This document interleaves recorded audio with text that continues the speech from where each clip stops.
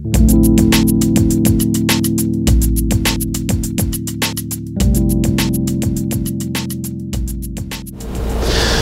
pessoal, tudo bom com vocês? Parece a Sabrina Sato falando, né?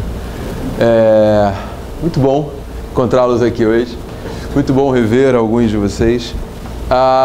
Muito feliz que atualmente tenha tantas pessoas interessadas em direito tributário, interessadas em planejamento tributário, né? Que é um assunto que sempre foi entregue basicamente nas mãos de contadores, né? E os advogados estão se interessando por essa matéria, os contadores estão se interessando em estudar mais planejamento tributário. É um assunto que está super em voga, um assunto super atual no Brasil e que particularmente eu entendo que vai ser cada vez mais atual, não só no Brasil como no mundo inteiro, né? Esse curso aqui, ele é um curso de planejamento tributário em que estruturalmente como é que ele está montado? Nós vamos trabalhar com os conceitos básicos de planejamento tributário, ou seja, nós vamos trabalhar com a ideia de planejamento, o nascimento do planejamento tributário, de onde vem o planejamento tributário. A gente vai ver que ele é bem antigo.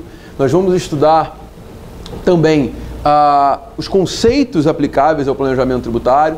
Mas, Gabriel, é um curso dogmático? Não, não é. Não é um curso dogmático. Esse curso não é um curso voltado para a academia. Ele é um curso voltado para a prática. Então, a partir do momento em que nós tivermos os conceitos básicos, nós já vamos ter condições de avaliar casos concretos. Por quê? A gente vai trabalhar com casos já julgados pelo CARF, a gente vai trabalhar basicamente com julgados administrativos, tá? E a gente vai trabalhar a aplicação desses conceitos em cada caso concreto. Mas, Gabriel, você vai me ensinar a fazer planejamento tributário? Eu tenho certeza que ao término do curso, após a análise de todos esses casos concretos, a gente já vai saber exatamente como proceder no planejamento tributário. Porque o que eu tenho visto ultimamente na prática, né, da minha advocacia, da minha consultoria, eu tenho visto que as pessoas vendem planejamento tributário como se fosse um pacote de farinha, né? Ele vai ali, pega na prateleira, opa, tá aqui, esse daqui serve para você. Não é assim que funciona planejamento tributário. Eu vou mostrar para vocês, até o término do curso, que o planejamento tributário, na verdade, é pessoal. Ele é personalíssimo, é uma análise que deve ser feita no cliente para o cliente, de acordo com as necessidades do cliente.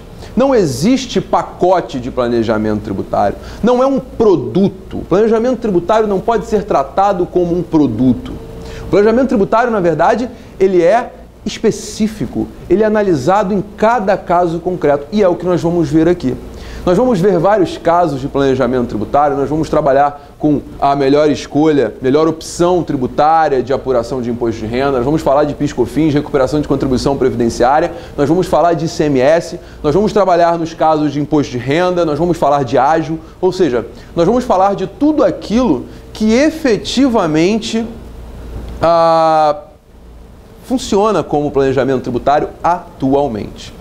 E eu falei para vocês que é um assunto muito em voga no Brasil, mas não é só no Brasil. O planejamento tributário hoje é discutido no mundo inteiro. A diferença é que aqui no Brasil nós discutimos planejamento tributário ainda no tocante à legalidade do planejamento tributário, enquanto em países de common law, como os Estados Unidos e a Inglaterra, o nível de discussão já é um pouco acima. Lá eles já ultrapassaram muito tempo essa questão da legalidade da conduta. Eles já discutem hoje a moralidade do planejamento tributário. A grande discussão é: grandes empresas multinacionais mantêm sedes em paraísos fiscais para não pagar tributo, enquanto os seus países estão em crise econômica, enquanto as pessoas passam fome, enquanto o governo não consegue entregar o mínimo existencial.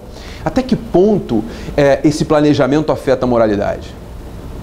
Então a gente vai perceber no final do curso, até o final do curso, que nós precisamos evoluir muito no Brasil ainda no tocante ao direito tributário, no tocante à função social do tributo e no tocante especificamente à análise do que é competitividade, do que é planejamento tributário e como isso pode resultar para a empresa numa estratégia de crescimento, uma estratégia de desenvolvimento e de mercado.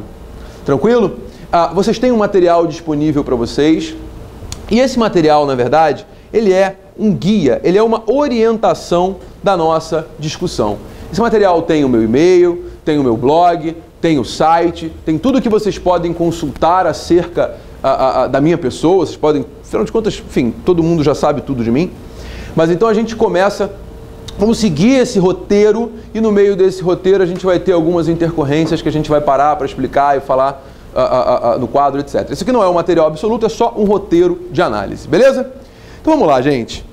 O primeiro slide, o primeiro material que está aí para vocês, já começa com uma frase bastante americana, né? Todos vocês já viram, obviamente, um filme americano, né? E em 90% dos filmes, eles vão falar em algum momento a frase clássica de que na vida só existem duas coisas certas: a morte e os tributos. Nada mais é certo na vida senão a morte e os tributos. Ou seja, o contribuinte ele vai morrer e ele vai pagar tributos. Isso é inevitável. E essa inevitabilidade faz com que nós passemos a analisar o planejamento tributário como uma forma de diferenciar você do seu próximo, para que você tenha maior margem, para que você tenha melhor resultado.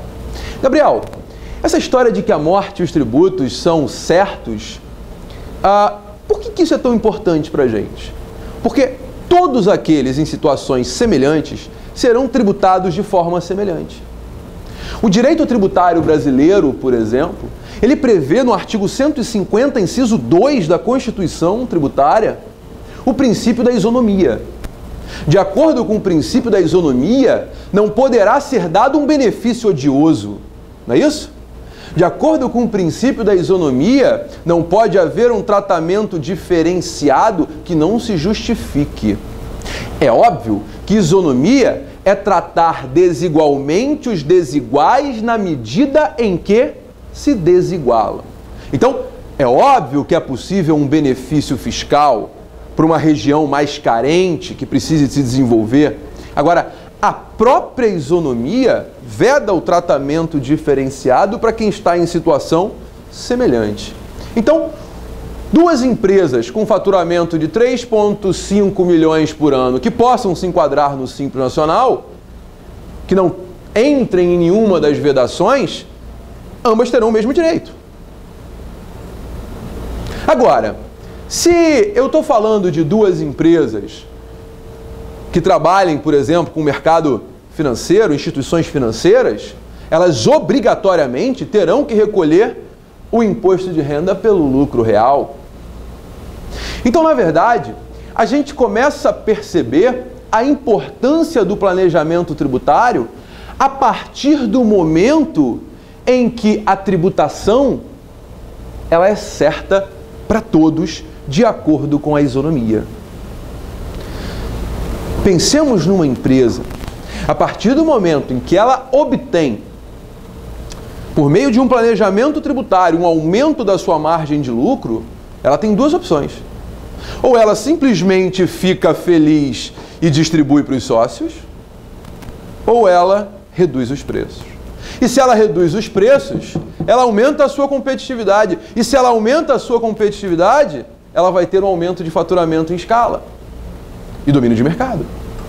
Então percebam, o planejamento tributário, ele é essencial por quê? Porque a regra de tributação, ela é idêntica a todos. Ela é idêntica a todos. Por isso que a gente começa o nosso curso com a certeza de que a tributação, ela é inevitável. Inevitável. Gabriel, qual a melhor forma de não pagar tributo nenhum? Morrendo. Gabriel, eu não quero morrer. Qual a melhor forma de eu não pagar tributo nenhum? Virando hippie? Fora isso, a pessoa jurídica, por exemplo, não tem, em nenhuma hipótese, como deixar de pagar tributos. Em nenhuma hipótese, a pessoa jurídica vai deixar de pagar tributos.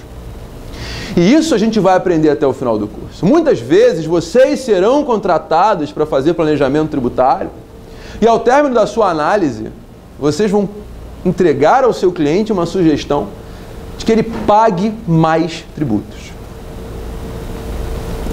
Isso aconteceu comigo.